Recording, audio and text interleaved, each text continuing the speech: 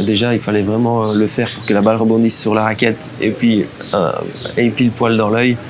Et c'est vrai que sur le coup, j'ai vraiment eu peur. Pendant 24 heures où c'était vraiment tout noir d'un œil.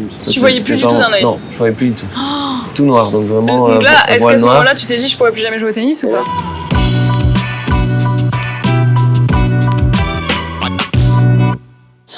David, comment ça va? Ça va bien, très bien. On est un peu chez toi ici, à Monte-Carlo. Ouais.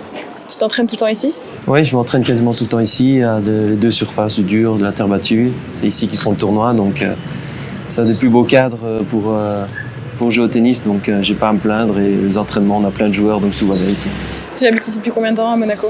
Ça fait 4 ans et demi, même bientôt 5 ans. Donc, ton père était entraîneur de tennis, j'ai vu. Donc tu as commencé jeune, j'imagine. C'était un J'avais parcours... 5 ans.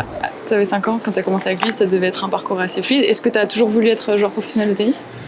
Mon père, il adorait le tennis, il était prof de tennis, mais il m'a pas vraiment poussé à fond à faire du tennis. J'ai essayé d'autres sports, j'ai essayé le football, le handball aussi. Et mais je préférais le tennis, j'ai tout de suite accroché à ça, peut-être parce que c'était un sport individuel. Et j'aimais mieux me concentrer sur moi-même et tout de suite j'ai accroché directement et après je commençais à jouer de plus en plus. Donc ça a été le parcours classique, fluide. Il n'y a pas un moment donné où tu t'es posé la question est-ce que je dois faire un choix, est-ce que je veux faire ça? Il y a eu un moment qui a été plus compliqué parce que j'étais plutôt en retard physiquement à l'adolescence. Donc j'étais beaucoup plus petit que les autres et lorsque j'avais 14-15 ans, les résultats n'étaient pas bons. Mais quand à 16 ans, il y avait déjà des grands barbus costauds, moi j'étais vraiment encore le petit gamin qui faisait même plus jeune que 14 ans. Et t'arrivais à compenser cette différence dans le jeu?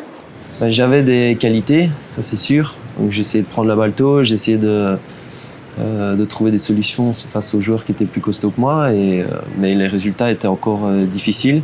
Donc même à la Fédé, ils ont hésité à me garder, etc. Donc c'était une période un peu plus dure pour moi. Puis petit à petit, en grandissant, il y a eu un déclic dans les moins de 16 ans où j'ai commencé à grandir en gardant mes qualités de rapidité, avec mon coup d'œil, etc. qui ont fait que j'ai rattrapé les joueurs qui étaient plus puissants que moi et finalement pour passer au-dessus. Je voulais parler de ton premier Roland Garros en 2012. Quand c'était ton premier tableau de Grand Chelem, il me semble que tu as été lucky loser et en plus tu as joué en huitième de finale ton idole Roger Federer. Ouais. Comment c'était de l'intérieur? Déjà j'étais dans une euphorie à ce moment-là parce que je jouais vraiment bien avant ce Roland Garros là et j'avais gagné mes 2 premiers tours qualif assez facilement, donc j'espérais vraiment me qualifier pour la première fois dans un Grand Chelem, mais là je passe un petit peu à côté avec le stress du 3e tour qualif, je dirais. Je perds contre Joao Sousa qui était aussi un bon joueur maintenant encore. Et quelque part, d'être repêché comme ça m'a libéré de me dire voilà, je suis dans le tableau final d'un Grand Chelem. Et c'est vrai qu'une fois arrivé au 4e tour face à Federer, là mon tournoi était pleinement réussi et j'étais relâché par le résultat, mais pas par le fait de jouer contre Federer. Là, quand on joue sur le Suzanne Lenglen contre Roger, voilà, comme tu as dit, j'avais des posters de lui, je suis encore fan de lui. T'es encore fan de lui aujourd'hui? Différemment, parce qu'on s'est joué plusieurs fois et puis maintenant je suis un peu plus âgé, mais ouais, aussi. Mais le stress qu'il y avait avant, j'avais jamais connu ça. Le stress qu'il y avait quand je le vois arriver, sortir des vestiaires, qu'on est prêt à rentrer sur le court, c'était de me dire est-ce que j'ai le niveau, est-ce que je vais me prendre une raclée, ou est-ce que ça va aller, ou est-ce que je vais bien. J'avais aucune idée, j'avais jamais encore joué avec lui et finalement ça s'est bien passé. J'étais à 2 points de mener 2-7-0 et évidemment avec son expérience il a su retourner la situation. Et est-ce que le fait d'être repêché en tant que lucky loser pour participer à ton premier tableau de Grand Chelem, à ce moment-là ça a été un peu un déclic dans ta carrière ou pas? Clairement oui. Parce que de là a découlé pas mal de choses. J'étais, je crois, juste en dehors des 100, du top 100. Donc déjà, ce tournoi-là m'a permis de rentrer dans les 100, même mieux. En faisant 8e, j'étais presque proche des 50. C'était la dernière semaine pour les Jeux Olympiques cette année-là, en 2012. Donc j'ai eu mon ticket pour les Jeux Olympiques à Londres. Donc ce tournoi-là a clairement fait un déclic dans ma carrière. Après, j'ai pu jouer quasiment tableau final dans tous les tournois, dans les Masters 1000, dans les tournois ATP, alors qu'avant je faisais des mix entre les qualifs de 250 et les challengers. Donc d'un coup, c'était une autre un autre circuit pour moi. Tu as connu ton apogée fin 2017 avec finale de Coupe Davis, finale au Masters, une place de 7e mondial, puis tu es revenu assez vite après quelques blessures dans le top 10. Est-ce que tu peux nous parler de tes meilleurs moments de cette année 2017 ? C'était une année un peu en même temps incroyable et compliquée parce que j'avais très bien commencé l'année avec un quart de finale en Australie, à Melbourne, et puis 2 finales consécutives à Sofia puis à Rotterdam. Donc je crois qu'à ce moment-là, j'étais même 4e à la race, je crois, 4e ou 5e. Et puis sur terre battue, je fais le match ici avec petite erreur d'arbitrage contre Nadal, ici sur le central, ici derrière.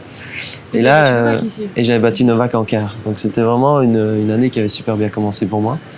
Mais c'est l'année aussi où à Roland-Garros, au 3e tour, où là je me sentais vraiment bien dans le tournoi et où je suis tombé, je me suis tordu la cheville dans la bâche encore sur Suzanne Lenglen. Et là ça m'a mis un coup d'arrêt parce que je me sentais vraiment bien dans cette saison-là. Mais heureusement j'ai pu guérir assez vite et revenir avec 2 très bons tournois et 2 tournois gagnés en Asie, à Shenzhen et à Tokyo, qui là m'ont relancé pour la course au Masters en fin d'année et j'ai pu gérer mon avance entre guillemets pour être qualifié pour les Masters. Donc c'était une année un rebondissement, on va dire. C'était quoi ton meilleur souvenir de cette année-là ? La fin d'année, je crois, avec enchaîner la finale au Masters en ayant battu Federer et Nadal dans le même tournoi, puis directement le lendemain partir dans un autre contexte à Lille, dans un stade incroyable contre la France et retrouver toute l'équipe de Coupe Davis. Personnellement, c'était un gros week-end pour moi, mais voilà, si on pense équipe et résultat final, voilà, c'était une déception évidemment. 2018, après 2017, tout est relatif, mais tu as une année un petit peu plus difficile avec 2 blessures, notamment parce que moi ça m'a marqué, celle à l'œil vu qu'elle n'était pas commune. Ouais. Ça s'est passé comment ? Est-ce que tu as eu peur à un moment donné de jamais retrouver la réactivité de ton œil ? Déjà, il fallait vraiment le faire pour que la balle rebondisse sur la raquette et puis le poil dans l'œil. Et c'est vrai que sur le coup, j'ai vraiment eu peur. Pendant 24 heures où c'était vraiment tout noir d'un œil, je me suis dit bon... Tu voyais plus du tout d'un œil ? Non, je voyais plus du tout.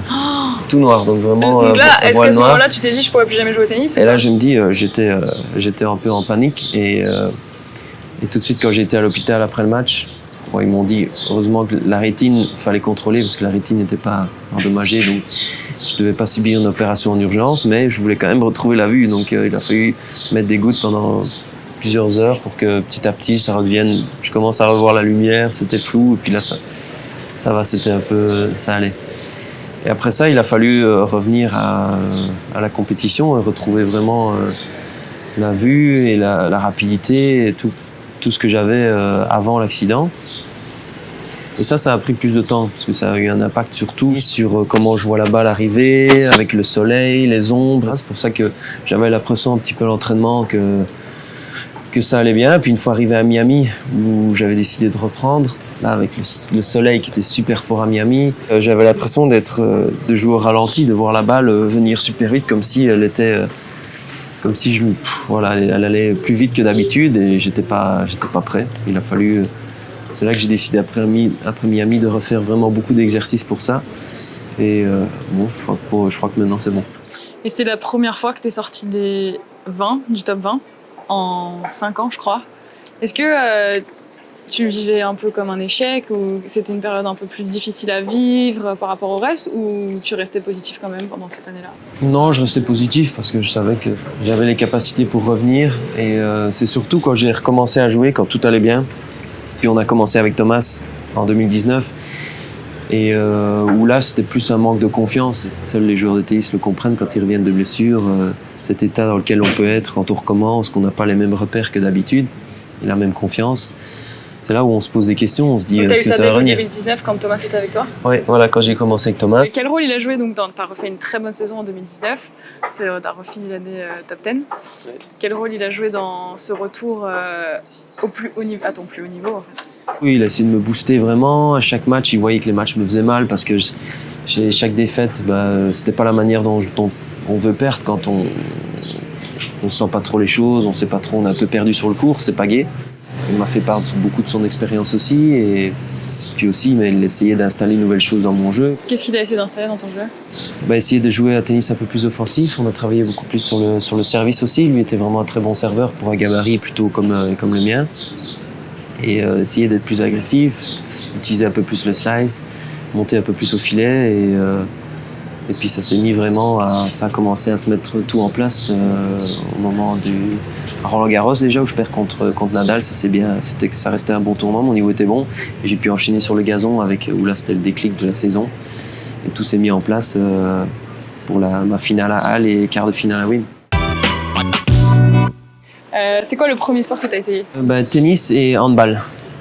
Et foot, 3. Et après, tu as choisi comment?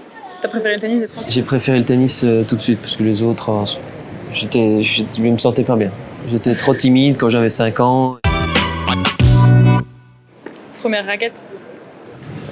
Première raquette, c'était la Wilson de Sampras à l'époque, je crois qu'il l'a eu, avec des petites étoiles bleues, rouges. Je sais plus le nom, ça devait être une Pro-Staff, mais elle ressemblait à rien, elle était toute petite, et alors quand je la tapais au sol, elle se déformait sur le... Tu l'as tapée au sol? Toi, tu tapais au sol ta raquette à quoi, 4 ans? Ouais, ça arrivait. Puis j'ai tellement joué avec, elle était déformée, voilà, parce que c'était une raquette pour enfants. Donc t'étais plus caractériel quand t'étais petit? Ouais, parfois ça sortait là. Premier match, tu te souviens, de tennis? Je me rappelle de certains matchs quand j'étais vraiment tout petit. C'était vraiment avec des balles mousse et un filet. Donc c'était vraiment c'était la taille d'un carré de service. Et donc je sais pas si on peut dire ça que c'est un match officiel, mais c'était quand même un petit tournoi. C'est ton premier tournoi gagné là, celui dont tu te rappelles? Je crois que j'avais perdu en finale, si je me rappelle bien. Je me rappelle, j'avais une petite coupe, donc j'étais content. Première fois que tu as pleuré après un match, tu te rappelles? Pleurer réellement de déception, je crois que c'était quand j'ai perdu en Coupe Davis en 2015 contre Murray en finale. C'est une des seules fois où tu as pleuré en fait de ta carrière? De ma carrière, oui, je crois. Vraiment, quand je pleurais quand j'étais petit, c'était plus de rage, et c'était pas la même chose que perdre vraiment plus profond. Là, c'était en 2015, là, pleurer comme ça j'avais jamais fait. C'est le match qui t'a fait le plus mal?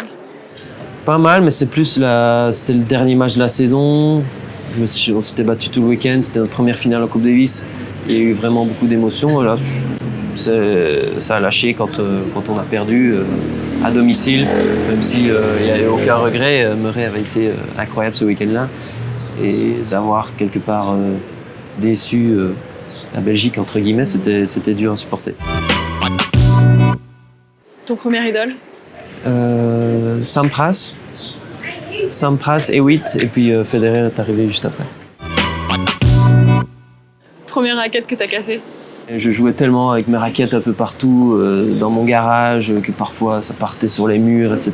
Et puis à un moment j'ai vu qu'il y avait une petite fissure dans le cœur de la raquette et je n'osais pas le dire à mes parents et je crois que j'étais terrorisé de dire que j'avais cassé une raquette. Tu jouais au tennis dans ton garage? Ouais, j'avais une genre de cour et avec mon frère je jouais au tennis dans la cour. On avait reçu pour Noël un filet. On mettait de l'eau dans les poteaux pour que le filet y tienne. Et après on traçait un terrain à la craie et je jouais avec mon frère et ça, on a joué des heures et des heures là, dans une cour derrière notre appartement. C'est quoi tes objectifs de carrière? Je rêverais un jour de remporter un très gros trophée, que ce soit Grand Chelem ou Masters 1000, ça c'est sûr, ce serait incroyable. Après en Grand Chelem, j'ai jamais atteint la demi-finale, donc comme je disais tout à l'heure, on va essayer de faire étape par étape. Mais première étape, atteindre la demi-finale. Ouais, ce serait déjà. Qu'est-ce qui t'a manqué pour l'instant pour atteindre la demi-finale, tu penses?